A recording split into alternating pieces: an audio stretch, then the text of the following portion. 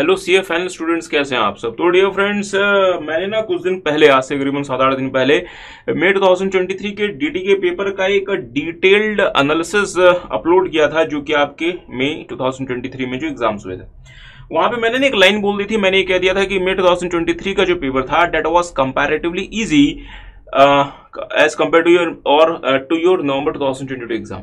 तो इस बात से बहुत सारे बच्चे हट हो गए और उन्होंने कहा कि सर आप ये कैसे कह सकते हैं कि मई 23 का पेपर वो इजी था।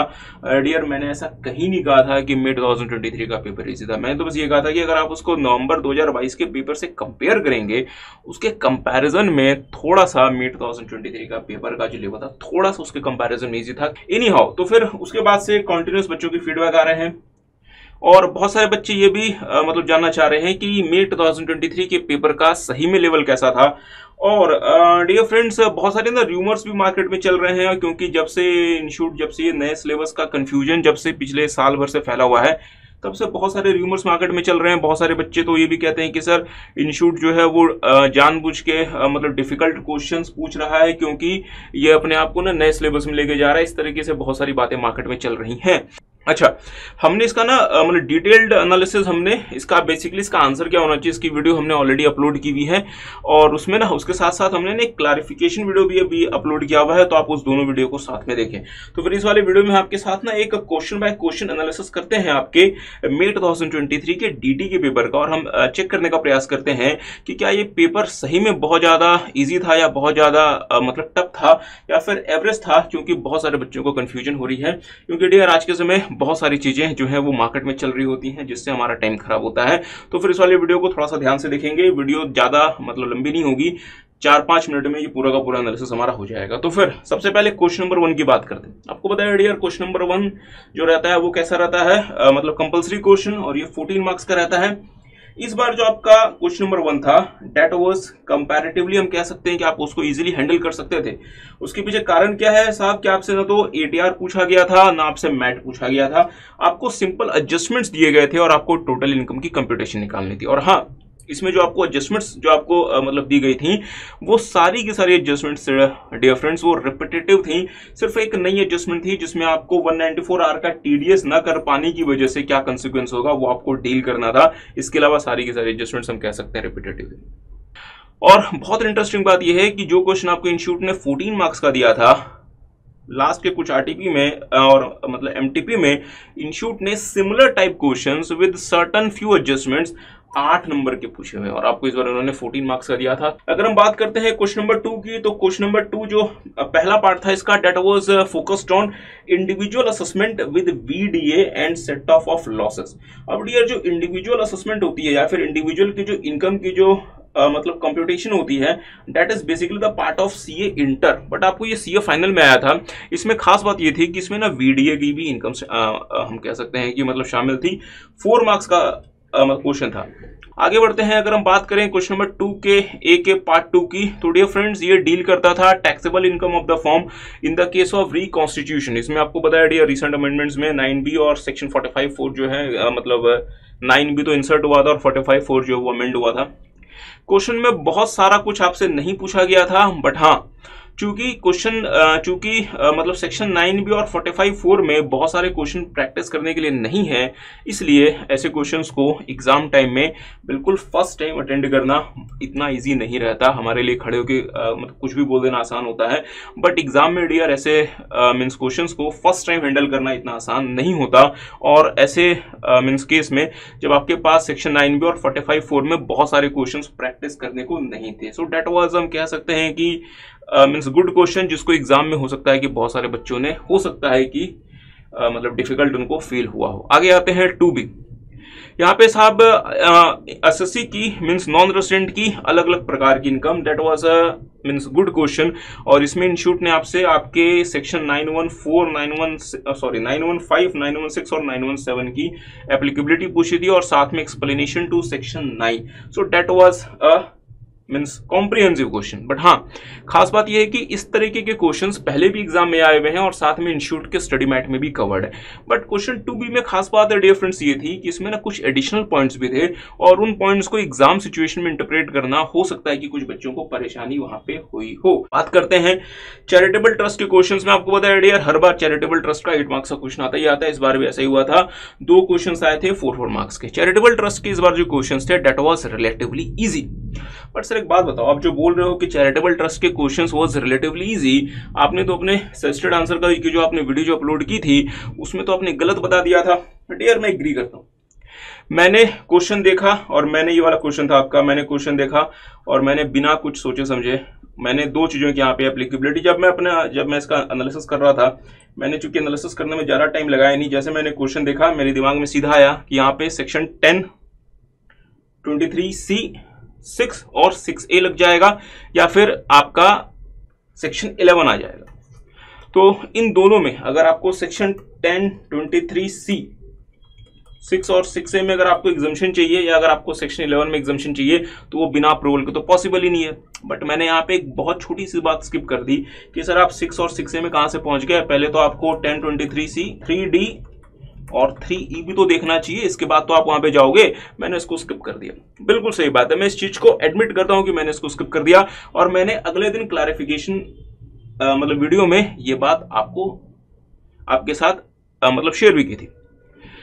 जैसे मैं रात को वीडियो अपलोड करके घर पहुंचा, जैसे मैंने सुबह मतलब चेक किया कि और वहां पे स्टूडेंट्स के फीडबैक थे और वहां पे उन्होंने मतलब ये कहा था कि सर आपने यहाँ पे ना आपने यहाँ पे 10, 23C, 3D की एप्लीकेबिलिटी आपने यहाँ पे इग्नोर कर दी, आपको पहले उसको कंसिडर करना चाहिए था। बिल्कुल सही बात है डियर, और इवन ये बात तो जब हम मतलब ट्रस्ट की बात करते हैं तो डियर ट्रस्ट की पहली क्लास में हम ये सारी की सारी बातें करते हैं।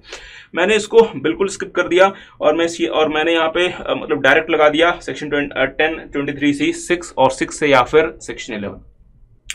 इस बात से मुझे भी इस बात का एहसास हुआ कि डियर आपको सब कुछ आता भी हो, स्टिल आपकी एक छोटी सी मिस्टेक आपके लिए एग्जाम में परेशानी का सबब बन सकती है। क्योंकि मैं एग्जाम में अपीयर नहीं हो रहा था, इसलिए मैंने अगले दिन जो है डियर वो एक क्लैरिफिकेशन वीडियो अपलोड कर दी। बट जो बच्चे उन्होंने अगर इस तरीके का कोई अगर एक मतलब छोटा सा भी मिस्टेक अगर अपने एग्जाम में कर दिया तो डियर आपके 4 मार्क्स तो चले गए। सो डेट वॉज अ फैक्ट कि साहब अगर क्वेश्चन जो है वो कंपैरेटिवली इजी भी आता है, इसका मतलब ये नहीं कि वो एग्जाम की सिचुएशन में आपको इजी ही फील हो, क्योंकि एग्जाम में हमारे माइंड में ऑलरेडी बहुत कुछ मतलब चल रहा होता है। तो डियर बहुत बार इजी क्वेश्चंस भी आंसर करना इतना आसान नहीं रहता, इस बात से मैं 100% एग्री करता हूं। 3B individual tax liability with DTAA, आपको बताया डियर DTAA का एक क्वेश्चन 6 नंबर का हर बार आता ही आता है। इस बार DTAA का जो क्वेश्चन था that was a new kind of question जो कि इंस्टीट्यूट ने पास्ट में नहीं पूछा था। इस वाले क्वेश्चन में सिर्फ और सिर्फ DTAA नहीं था, साथ में था रेजिडेंस भी था और साथ में स्कोप ऑफ टोटल इनकम की भी इंस्टीट्यूट ने आपसे जांच कर ली थी। तो हम कह सकते हैं कि इंस्टीट्यूट ने आपसे 3 प्रोविजंस आपसे 6 नंबर के क्वेश्चन में इंस्टीट्यूट ने आपसे मतलब पूछ लिए थे। कौन कौन से? DTAA, रेजिडेंस और स्कोप ऑफ टोटल इनकम। ये जो क्वेश्चन था ये पास्ट में जितने भी DTAA के क्वेश्चंस आए हैं उनसे अलग था और ऐसे क्वेश्चंस इंस्टीट्यूट ने अपने स्टडी मैट वगैरह में भी कवर नहीं किए हुए। बट हाँ, एक इसमें बहुत अच्छी बात इंस्टीट्यूट ने की कि इंस्टीट्यूट ने यहाँ पे बच्चों को रूल 115 की एप्लीकेबिलिटी के लिए बाउंड नहीं की। TDS TCS हर बार आपको बताया डियर कि 8 नंबर का क्वेश्चन आता ही आता है। TDS TCS में इस बार एक खास बात हुई, जैसे कि इस बार ना 8 मार्क्स में इस बार जो पेपर में जो मतलब क्वेश्चन आया था वो आया था 3+3+2।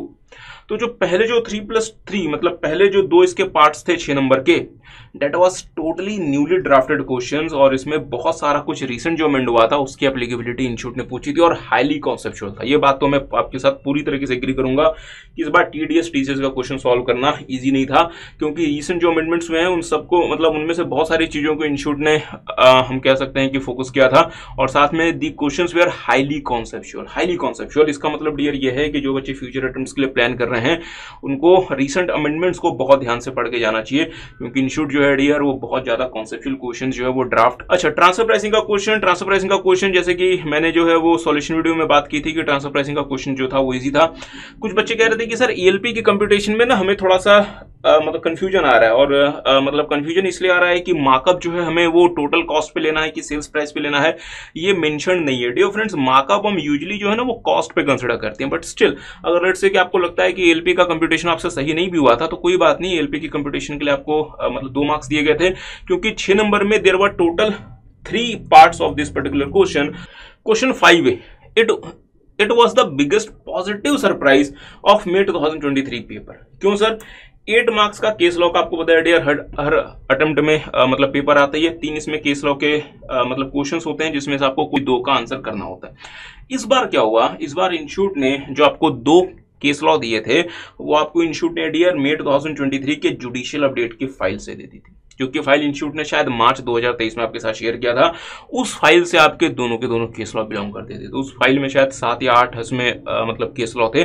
तो जिन बच्चों ने मे 2023 का जुडिशियल अपडेट सही से जिन्होंने किया होगा उनके लिए 8 मार्क्स जो है वो बहुत ईजिली वो लेकर आ सकते हैं। मैं ये नहीं कह रहा कि आपको 8 में से 8 मार्क्स आपको इंस्टीट्यूट मतलब दे देगा, बट हाँ इजिली आप 6 नंबर तो आप आराम से लेकर आ सकते हैं। So question number 5A was the biggest positive surprise of May 2023 attempt, क्योंकि यहाँ पे जो भी आपको केस लॉ के जो भी मतलब क्वेश्चंस आए हुए हैं वो आपको मे 2023 के जुडिशियल अपडेट की फाइल से डायरेक्टली आपको वहां पे बिलोंग करते हैं। अच्छा आगे आते हैं क्वेश्चन 5B। अब जैसे मैंने कहा 5A के बारे में, that was the biggest positive मतलब सरप्राइज। 5B के बारे में मैं क्या बोलूं sir, very surprising and unusual question. क्यों?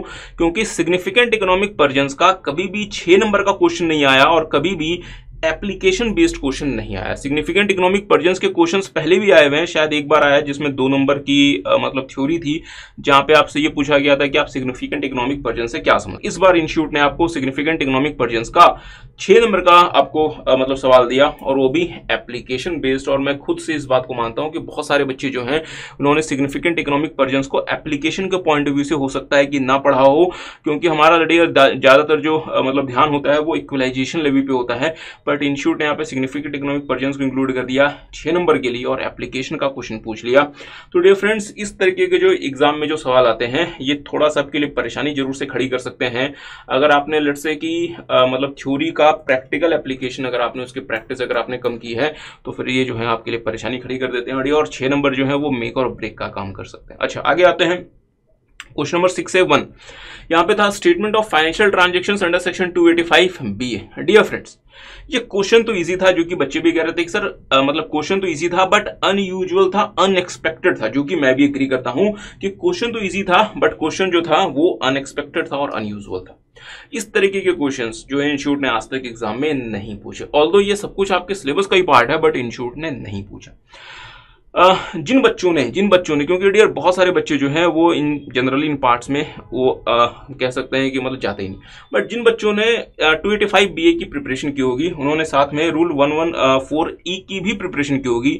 रूल 114E आपको मतलब बताता है कि किन किन ट्रांजेक्शन्स को रिपोर्ट करना है और रिपोर्टिंग अथॉरिटी कौन होगी। तो जिन बच्चों ने रूल 114E को सही से प्रिपेयर किया था उन बच्चों ने इजीली इसका आंसर कर दिया होगा 4 मार्क्स से क्वेश्चन का, क्योंकि ऑल्दो ये जो मतलब सवाल था ये थोड़ा सा अनएक्सपेक्टेड था, बट यार क्वेश्चन जो था वो डिफिकल्ट नहीं था। यहाँ पर ना रूल 114E की डायरेक्ट एप्लीकेबिलिटी हो रही थी। लास्ट में डॉक्ट्रिन ऑफ प्रेसिडेंस, मतलब बहुत सारे बच्चे तो ये भी कह रहे हैं कि सर ये तो हमारे सिलेबस का पार्ट ही नहीं है, ये तो हमारे सिलेबस का पार्ट ही नहीं है। डियर ऐसा नहीं है, अगर आप इंस्टीट्यूट का स्टडी मेट अगर आप रेफर करते हैं तो इंस्टीट्यूट ने ना टैक्स प्लानिंग के चैप्टर में ये वाला दिया हुआ है, doctrine of precedence tax planning के चैप्टर में आपको मतलब दिया हुआ है। अगेन क्वेश्चन तो ईजी था बट हाईली अनएक्सपेक्टेड था, ऑल्दो ज्यादातर बच्चों ने इसको पढ़ा ही नहीं था, बट जिन बच्चों ने डॉक्ट्रिन ऑफ प्रेसिडेंस गलती से भी वो उन्होंने एग्जाम के लिए अगर मतलब पढ़ लिया था उनको क्वेश्चन का आंसर करना इजी था, क्योंकि डियर क्वेश्चन में ना डायरेक्ट एप्लीकेशन था, आपसे कुछ भी घुमा के नहीं पूछा गया था। तो आपको सिर्फ और सिर्फ डॉक्ट्रिन ऑफ प्रेसिडेंस पता होना चाहिए। अगर आपको वो आता है तो आप क्वेश्चन को इजिली डील कर सकते थे। तो अगर मैं मे 2023 के ओवर अगर मैं एनालिसिस की बात करूं तो इसमें अनएक्सपेक्टेड एरियाज से क्वेश्चंस कुछ ज्यादा आ गए थे, क्योंकि साहब ये 2 तो इसमें अनएक्सपेक्टेड एरियाज ही आ गए थे। और अगर आप 5B को भी देखें सिग्निफिकेंट इकोनॉमिक मतलब पर्जन्स वाला जो वो भी 6 नंबर का हम कह सकते हैं अनएक्सपेक्टेड एरिया से ही था। तो 14 मार्क्स और भी शायद 4 नंबर और 5-6 नंबर मतलब करीबन 20 मार्क्स का जो पेपर था, मैं कह सकते हैं कि वो जो है वो बहुत ज्यादा यूजुअल जो इंस्टीट्यूट का जो पास जो हम कह सकते हैं कि रिकॉर्ड है उसमें से नहीं।